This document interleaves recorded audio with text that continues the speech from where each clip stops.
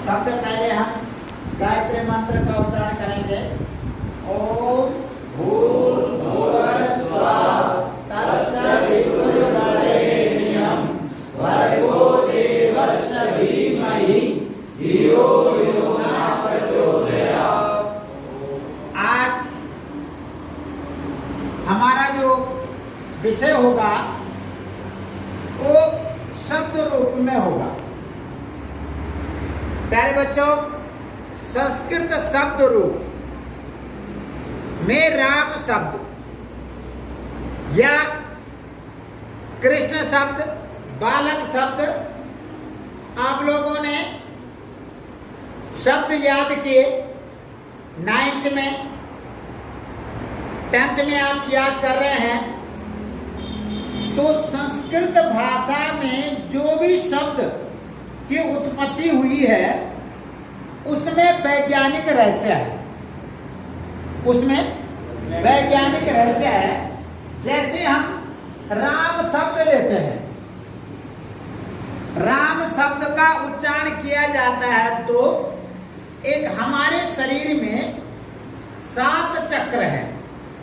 उन चक्रों में अनाहित चक्र जिसे हम हृदय चक्र भी कहते हैं, वह सक्रिय होकर ऊर्जित हो जाता, सक्रियवान हो जाता है। जब हम राम शब्द बोलते हैं, कृष्ण शब्द बोलते हैं या यूं कहें कि कोई भी शब्द बोलते हैं तो हमारे शरीर से वो शरीर ऊर्जावान हो जाता है। जैसे कृष्ण शब्द है तो कृष्ण मणिपूरक चक्र, नाभि चक्र को सक्रिय करता है। राम शब्द अनाहत चक्र मन हृदय चक्र को प्रभावित करता है और जो कृष्ण शब्द है वो नाभि चक्र को प्रभावित करता है। तो शब्द रूपों की भी वैदिक विशेषताएं हैं। वैज्ञानिक विशेषता तो हैं, मैं आगे आप लोगों को बताऊंगा, परंतु वैदिक विशेषताएं भी हैं।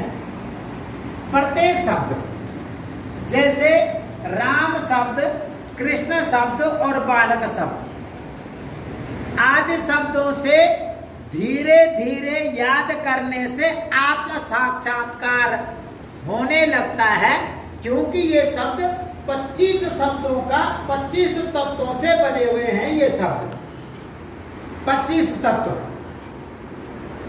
वो 25 तत्व मैं आपको आगे बताऊंगा। अभी जैसे संस्कृत भाषा की विशेषताएं हैं तो विश्व की सभी भाषाओं में एक शब्द एक ही रूप होता है। जो अन्य भाषाएं हैं आपने पढ़ी है इंग्लिश में या अन्य शब्दों में, तो एक ही शब्द होता है, परंतु संस्कृत में प्रत्येक शब्द के 25 रूप होते हैं। क्या होते हैं? 25 रूप। अब माना हमने राम शब्द ले लिया। राम शब्द प्यारे बच्चों, एक तो राम शब्द, कृष्ण शब्द, बालक शब्द को आपने याद किया, या कैसे याद कर सकते हैं उसका ये सूत्र भी है और याद करने का बहुत सरल तरीका भी है। तो प्रथम विभक्ति एक वचन, द्विवचन और बहुवचन। मैंने पहले भी आप लोगों को बताया कि अन्य भाषाओं में केवल 2 वचन होते हैं, एक वचन और बहुवचन, और संस्कृत में द्विवचन भी होते हैं, दूसरा वचन भी होता है। तो यहाँ प्रथम विभक्ति में बनेगा रामः रामो रामः, रामः रामो रामः, है ना। और द्वितीय विभक्ति में रामम रामो रामान, रामम रामो रामान। तृतीय विभक्ति में बनेगा रामेण रामाभ्याम रामे। चतुर्थ विभक्ति में बनेगा रामाय रामाभ्याम रामेभ्य। और पंचमी विभक्ति में रामात रामाभ्याम रामेभ्य। और षष्ठी में रामस्य रामयो रामाणाम। सप्तमी में रामे रामयो रामेषु, हे रामा हे रामो हे रामा। तो याद करने के लिए क्या है, जैसे रामा रामम रामेण रामाय रामात रामस्य राम है, ये आपने दिमाग में रखना। दूसरा द्वितीय विभक्ति है, द्विवचन है, उसे रामो राम, प्रथम में भी रामो बनेगा और द्वितीय में भी रामो बनेगा। ऐसे ही रामाभ्याम, तृतीय में भी द्विवचन में रामाभ्याम, रामाभ्याम, रामाभ्याम। और ऐसे ही बहुवचन में चतुर्थ में रामाभ्य और रामाभ्य।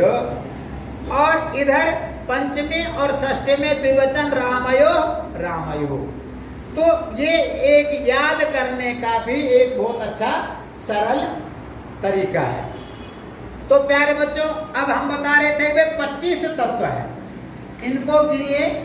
रामा रामो रामा, तीन ये 1 2 3 4 5 6 7 8, 8 या 24 हो गए ना।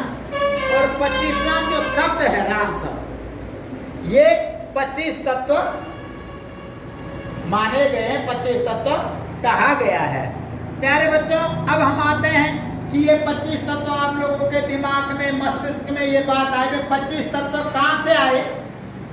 तो सांख्य दर्शन, आगे हम +2 में या आगे वाले अध्याय में हम आपको बताएंगे कि आध्यात्मिक तत्व में, सांख्य दर्शन में 25 तत्व का वर्णन किया गया।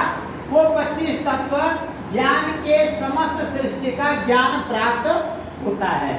अब वो 25 तत्व में आपको गिनाता हूं। सबसे पहले है आत्मा, सबसे पहले है आत्मा, पुरुष जिसे कहते हैं, वह एक। उसके बाद अंतःकरण, अंतःकरण में मन, बुद्धि, चित्त, अहंकार। मन, बुद्धि, चित्त, अहंकार, 4 ही हो गए।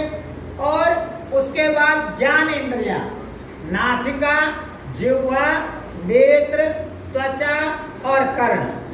उसके बाद कर्म इंद्रियां, पाद, हस्त, उपस्थ, वायु और वाक। और जो तन मात्रकाएं हैं जिसे हम सुगंधित करते हैं, जैसे गंध, रस, रूप, स्पर्श, शब्द। और उसके बाद 5 भूत, महाभूत, जिसे हम तत्व कहते हैं। वो तत्व क्या है? जल तत्व, अग्नि तत्व, वायु तत्व और आकाश तत्व। ये 5 तत्व हो गए। तो पहला एक आत्मा, 4 अंतःकरण, 5वां इंद्रियां, फिर 5 कर्म इंद्रियां, 5 तन्मात्रकाएं और 5 महाभूत। तो कितने हुए ये? 25।